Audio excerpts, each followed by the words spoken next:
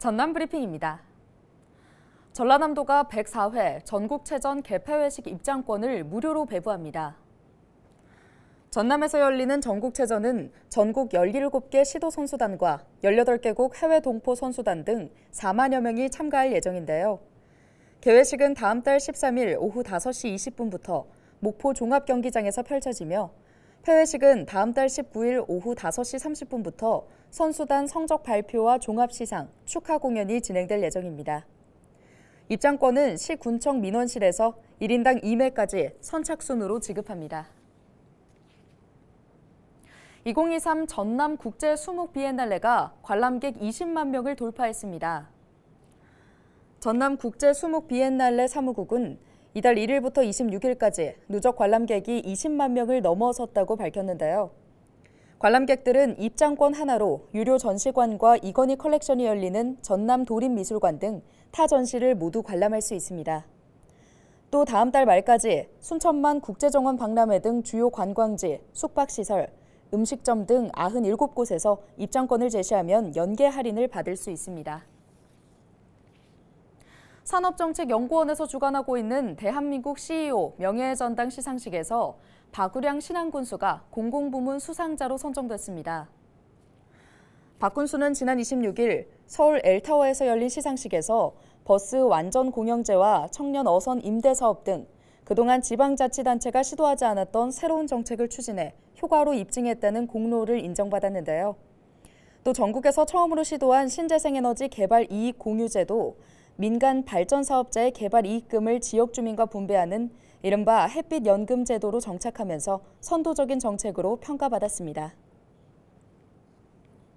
재미있는 식감과 달달한 맛, 중국 간식 탕후루가 최근 젊은 세대에게 큰 인기를 끌고 있습니다. 하지만 달달한 맛과 달리 끝은 씁쓸한데요. 바로 쓰레기 배출 문제 때문입니다. 탕후루는 대부분 테이크아웃 방식으로 판매가 이루어져 이를 먹고 남은 꼬치가 길거리에 아무렇게나 버려지는 경우가 많습니다.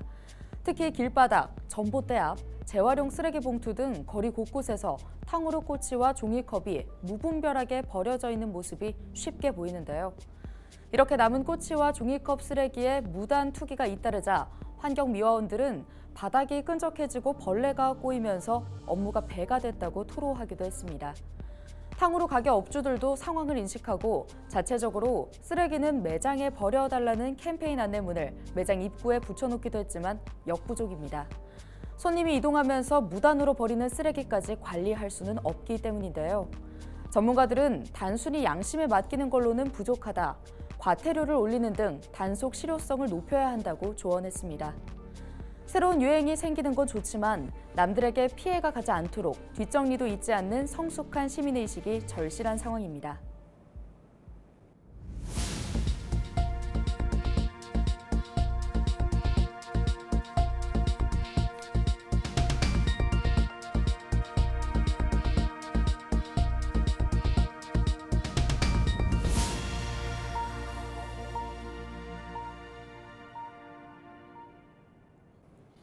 여수시가 지난 7월 집중호우로 토살 유실 피해가 발생했던 노인 요양시설의 복구를 위한 국도비를 확보했습니다.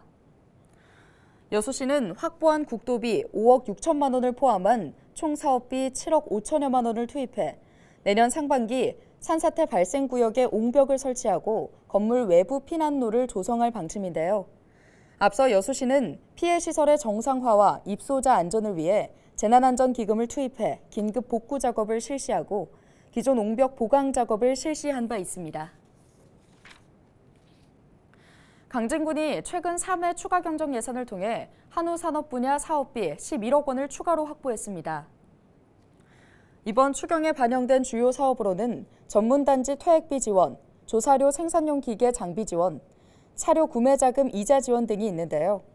강진군은 추가로 확보된 사업비를 포함해 올해 한우 산업 관련 예산이 100억 원에 이르는 만큼 한우 가격 하락과 사료 가격 상승으로 어려움을 겪는 축산 농가의 경영 안정을 위해 내년도 신규 정책을 발굴하겠다고 설명했습니다.